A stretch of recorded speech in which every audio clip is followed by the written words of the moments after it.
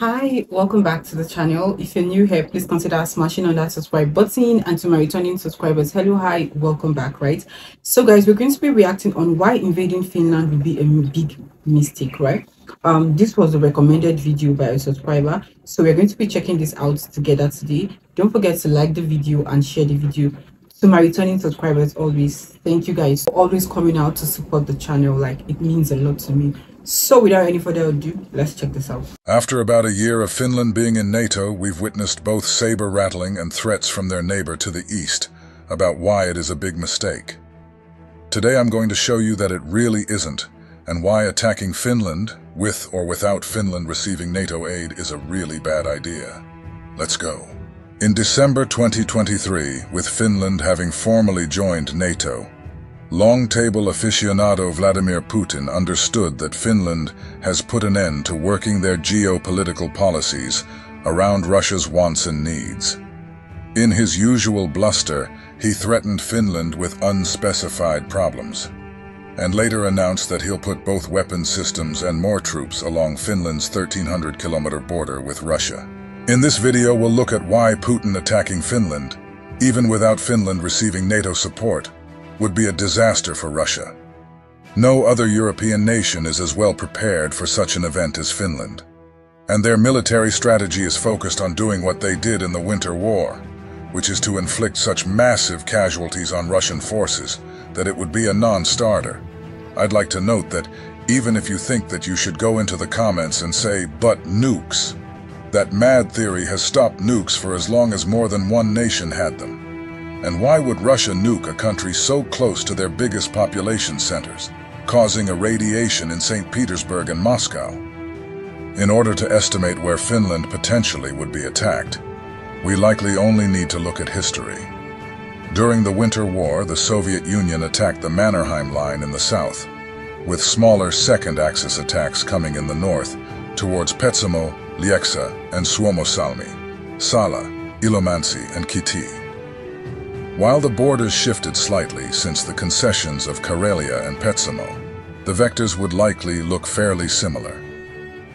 If the war in Ukraine has shown us anything, it is that the Russian army is highly unable to adapt their tactics and still follow the same Soviet doctrines that they always have. During the Winter War, a relatively small Finnish force held the Soviet Union's army, tanks, and aircraft for more than 3 months, while facing odds of more than 100 to 1 in aircraft, tanks, and artillery, and at least 3 to 1 in infantry. Finland knows how to deal with a bigger opponent, so let's get into how they'll likely do it. In order to fully understand what sort of undertaking it is to invade Finland, we need to understand what sort of geography is present there. Finland mostly has its cities and farmland to the south and along the coast around Helsinki, Oulu, Tampere-Jyväskylä, and Tornio.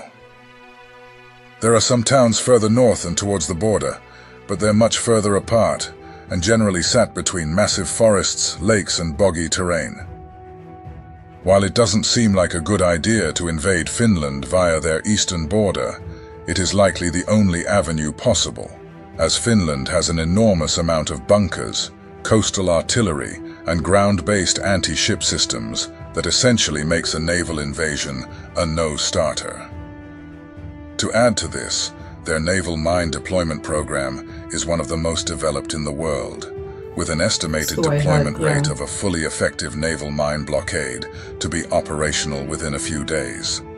Finland's defense force, even without full mobilization, totals over 280,000 during wartime, with close to 1 million inhabitants having received training and considered of an age where they could serve purposefully in the armed forces when mobilized.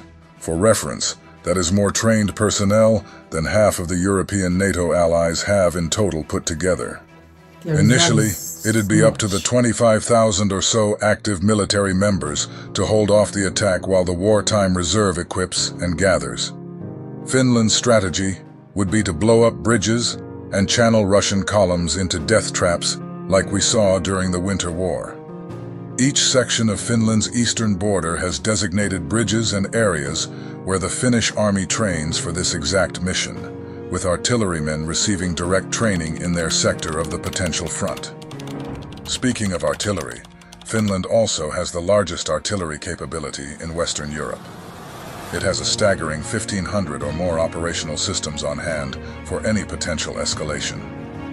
Finland also has one of Europe's largest stocks of anti-tank capability, and it'd likely be small teams of ATGM squads that would be the first to make contact. These squads would be tasked with taking out the lead and last vehicle in any grouping, forcing the invader to disperse into the boggy terrain. It is what worked really well against the same kind of opponent during the Winter War, and frankly it would prove just as effective today if we judge by similar engagements in Ukraine. The Finnish Air Force would likely be the branch of Finland's defense forces that would struggle the most. Russia's Air Force outnumbers Finland's Air Force by a lot. While the F-18 is a capable airframe, it would struggle to operate in an environment against both anti-air assets and fighter jets in the numbers fielded by Russia. It is also worth noting that any missiles that would get through in the initial stages of any invasion would likely ruin any airfield that houses the F-18s, so Finland would likely scramble to get their jets in the air to intercept missiles and planes.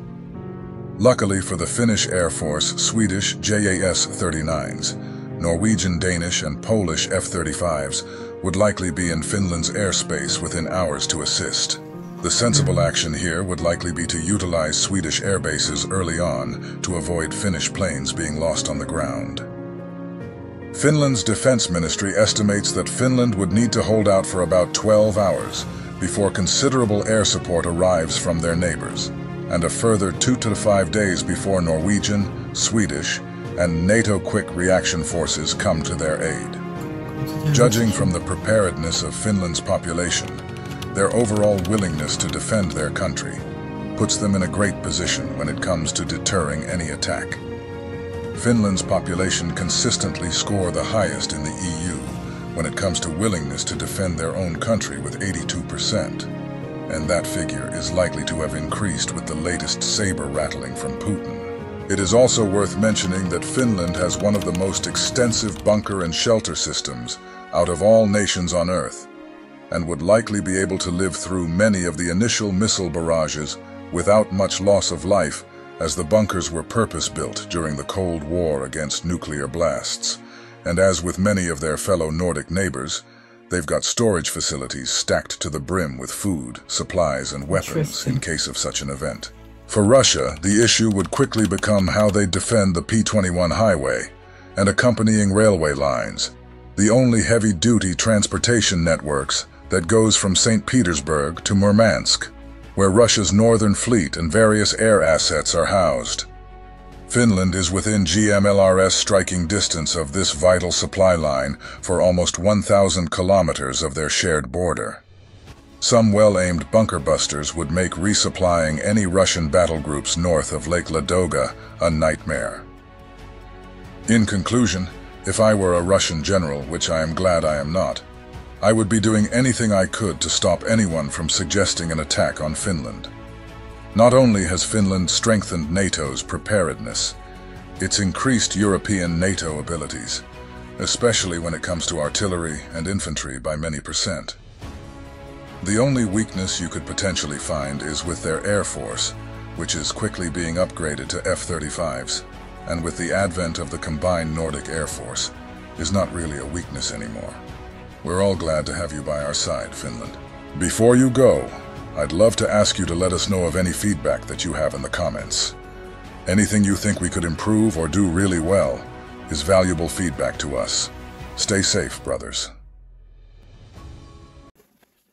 So with all this being said and done, I see no reason why Russia wants to implement war, because it's obvious that the Finland military is 100% like ready, well equipped. Like you guys saw their artilleries, right? Like they are literally equipped. I think the only problem they will have, which is not a problem, just like what he said, is the Air Force aircraft. I think that's only going to be the major issue here. And just like he made mention of, they are trying to upgrade. I don't think Russia should even consider going into war with Finland. Like it's obvious they are literally well prepared. literally well prepared. I'm not a fan of war. I keep saying it anytime I react on anything that has to do with war or something. I don't like interstate war. I don't like intercountry war. I don't like, basically I don't really like war. So watching this right now, this is me saying my own little piece. I really don't know much about any issue that is transpiring between the both countries, but my only fair advice is there's no point going into war. There's no point going into war. We are all civilized, so there's no point trying to go into war or something. And it's obvious, like I said, the Finland military is equipped, well prepared, even for winter or something. So this was actually a beautiful share for me. I would love to know what you guys think about this on the comment section. Please be civil with your comment. Let's interact on the comment section. What do you think about this?